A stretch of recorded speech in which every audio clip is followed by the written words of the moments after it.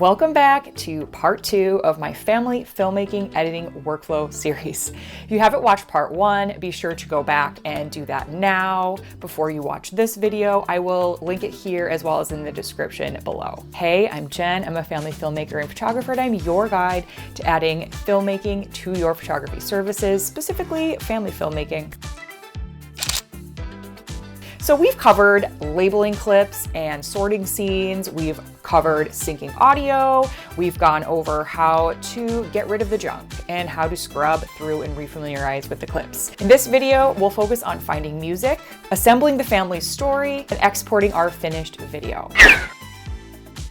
Now, the song chosen for a particular project is a subjective choice and can obviously vary based on the filmmaker and the editor. In general, for my family films, I like to choose folk music and acoustic music.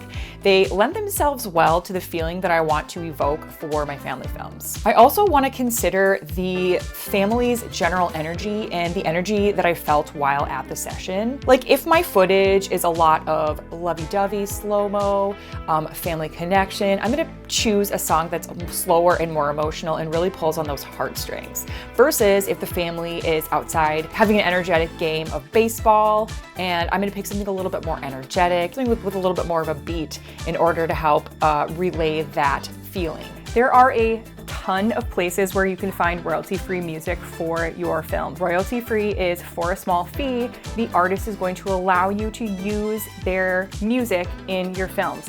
Music, just like your photos, are a copyrighted item. You just go onto iTunes and grab any old song, you're technically breaking the copyright law. So you do want to make sure you have royalty-free music. I personally use Epidemic sound. I love it. They have so much. They have songs, they have sound effects. You can pull out the stems if you get really into the whole music thing. I usually just download the whole song. They have instrumental versions. They have people singing. So it's really versatile. I've never had a problem finding songs I like on there. I've had it for quite a few years. So I will link that down below. Make sure you check it out. I'm going to show you in Premiere Pro why I love Epidemic sound and the plugin specifically. And the great thing about the Epidemic sound is that they have a plugin. Well, if you subscribe to Epidemic sound, you can go up to Window, find Extensions or Exchange. You can find the Epidemic sound plugin. I'm going to search it Epidemic sound, make sure you're signed into Adobe, and then it'll ask if you want to add it to Premiere Pro, and you're going to go ahead and do that.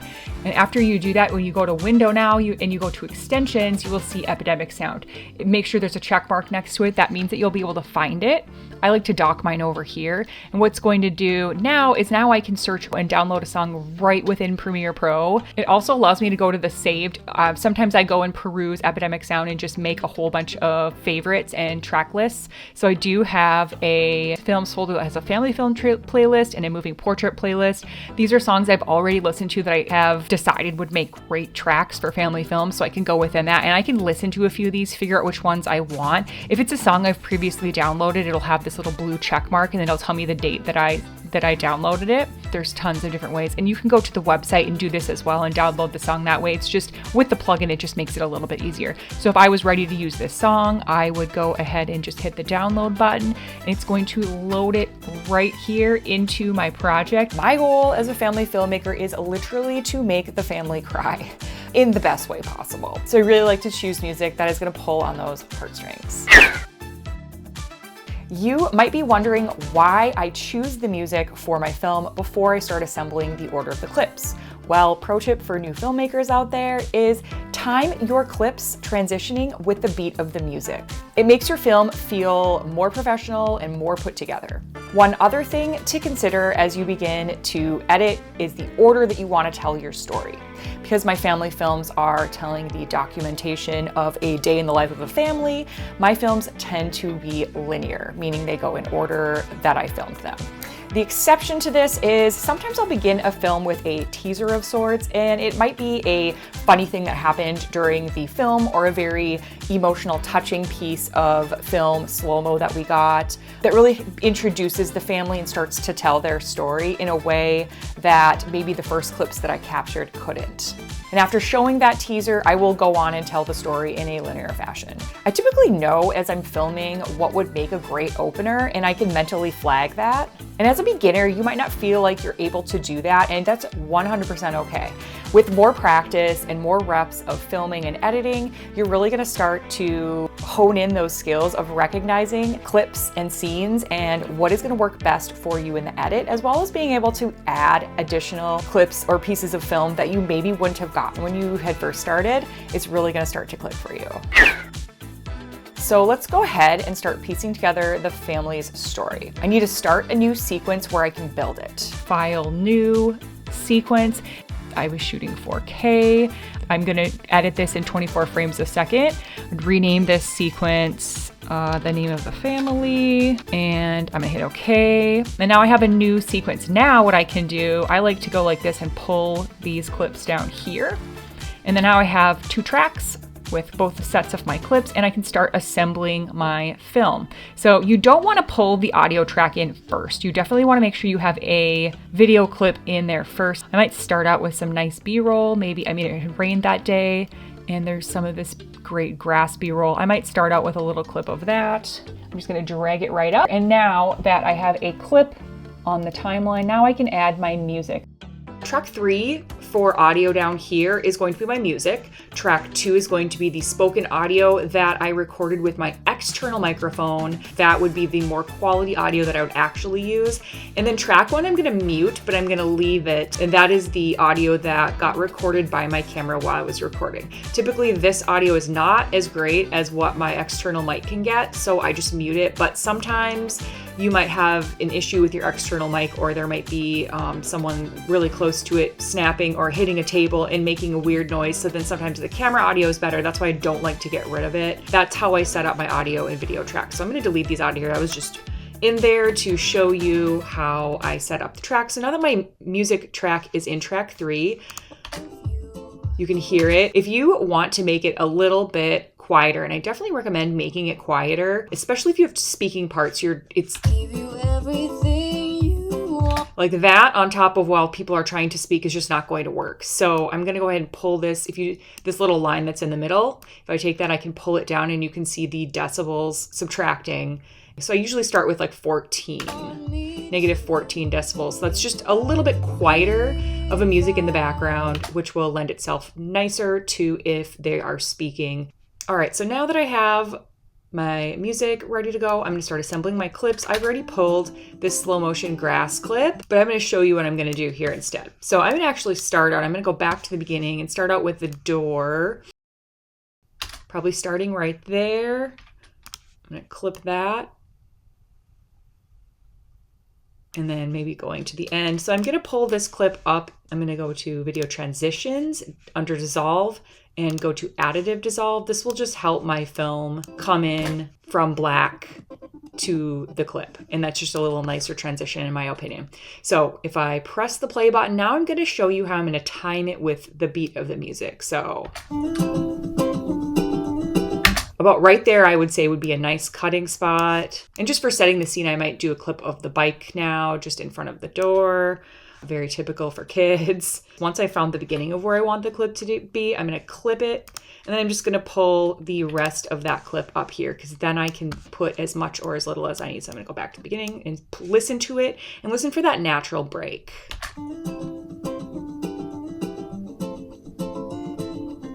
And about right there is where I want it. I'm just gonna shave that back. And now I wanna show off a little bit of their beautiful yard. It had rained that morning, so we have this great slow motion. Okay, so I might start here, and let me just pull this up.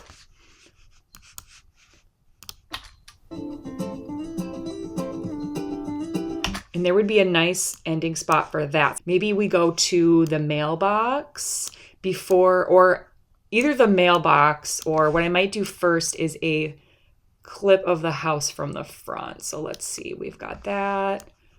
We've got a closer up one. I kind of like it from the road, from far away. Actually, you know what? Here's my thought process is it eventually is where mom is walking down the road and she's gonna go to the bus to pick up the kids, and this clip right here I would want to go after looking at the house from the road, because it makes it seem like she's already in the road, right? Okay, so now that I've sort of introduced everything, we've got the house, we've got some yard, here's the street view. I'm gonna have mom walk into the bus to get the kids. So this clip right here, let's see.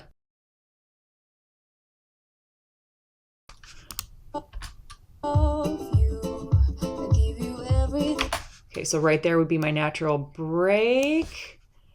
And then I'm just gonna see now that I'm doing linear, I'm just going along and I'm going to just choose the clips in a linear fashion. So now she's petting the dog.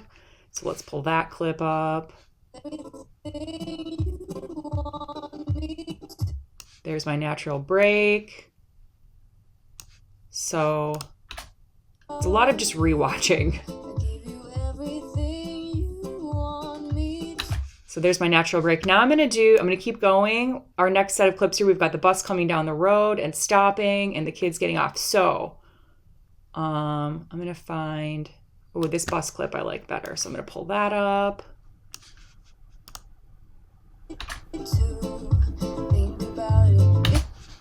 There's my natural break.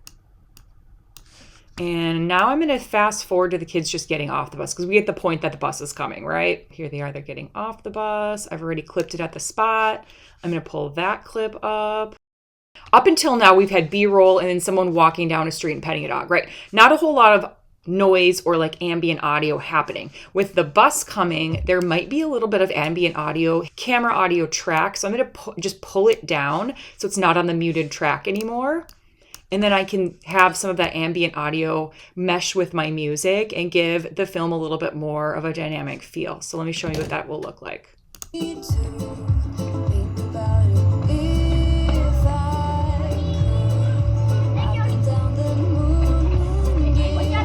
Hi. So there you see he waved at me and said something. I definitely want to include that. So, and then just having the bus audio in there is really nice too. So I like that. But now I'm just going to keep scrubbing through my clips. Remember that I have separated my scenes. So this is the rest of the bus scene and then they transition into the kitchen. So I'm going to just go through the rest of my bus clips, pick the clips that help me tell the story that they're walking back home. And then I can transition into the kitchen. I have went ahead and finished the bus scene and started on the kitchen scene, and I've adjusted as I went along based on as I was rewatching, seeing how the clips felt going together. Let me show you where I ended up for this portion so far. So here we go. Still keeping with the bus scene. Now we've transitioned into the grass, and I went straight to the house instead of showing any of the other B-roll. The reason I did that is because right here, the singing starts in the song, and I really wanted the human to show up on screen when the singing started. So I adjusted a few clips.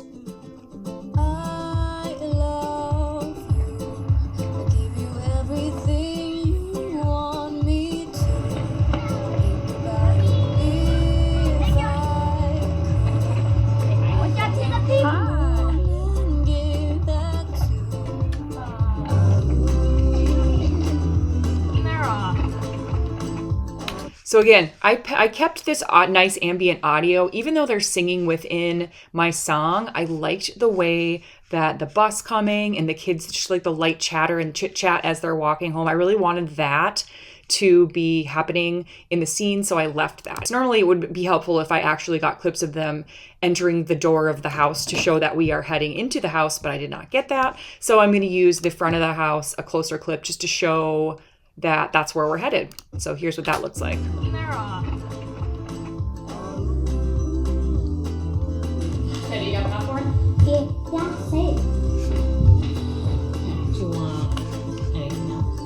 And now they're getting snack and all that, but do you see the audio track down here? This is my recorded external audio. So I may not even have a video clip that goes along with this, but what I did was listen to it and I figured out a part that would go into the video well, and I can just put it over any sort of B-roll, underneath any sort of B-roll, and it sort of is introducing the fact that our characters are going to come on screen and they're talking. So let's watch that again. Have you got that for?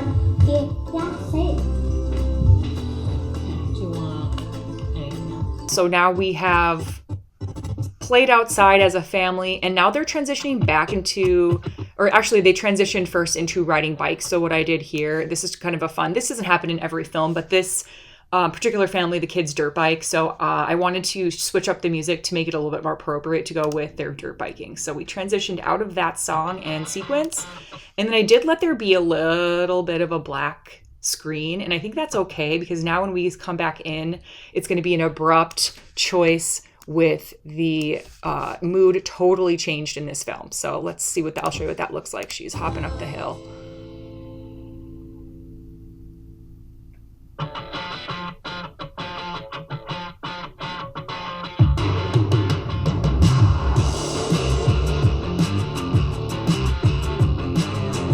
And then the kids are going to jump.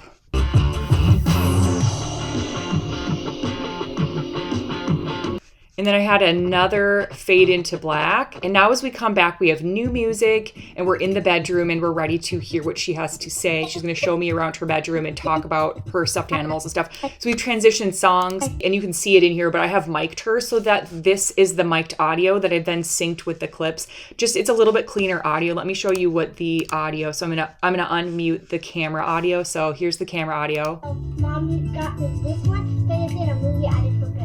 So not terrible, just a little bit more hollow, harder to hear versus... Oh yeah, Monster Inc. And he is nice. It's just clearer audio, and I prefer audio to be crisp and clear and good. So that's why I have used the lav mic on her and synced it up in post. I just like the sound of it more. Could you just use the camera audio? Of course, but it's just not going to be the best quality versus having an external source. Assembling clips in linear order to the music is what I would spend the next 2 to 3 days of editing doing. I typically can only edit video for about 4 to 5 hours a day without my creative brain starting to struggle and without my eyes starting to strain. So the edit for me takes multiple days. Typically the part 1 of this series happens in 1 day, and then the picking the music and starting to assemble the clips happens on day 2, and then however many subsequent days I need, usually at least 1 or 2 more days, I will spend continuing to refine that story by putting the clips together. And then I will go back to the beginning, rewatch it, make sure the story is laid out the way I want it, fix all those little bugs that happen as we're editing, and we'll come back and fix it later. And then I will get around to exporting the story and getting ready to deliver it to the family. Hey, so I am in real time right now editing this YouTube video, and I'm realizing as I'm editing that this is getting way too long. And I have so much more to tell you about editing family films. So what's gonna happen is this was supposed to be a 2-part series. We are now turning it into a 3-part series. Part 2, we have gone over choosing music. We have gone over starting to assemble your clips. And then in part 3, what we're gonna do is we will go ahead and refine the whole film. We will color correct. We will adjust audio so that it's the correct levels. And then I will show you my export settings. So a little bit of a detour here from where I thought we'd go in part 2, but I think for the accuracy of all of it and being able to share everything that I want to share with you, we'll have a part 3. So thank you so much for watching part 2 with me, and be sure to like this video and leave me a comment if you have any questions, and come back for part 3 where I'm going to share so much more about how I refine and how I color correct and really how we end the process of doing the family film.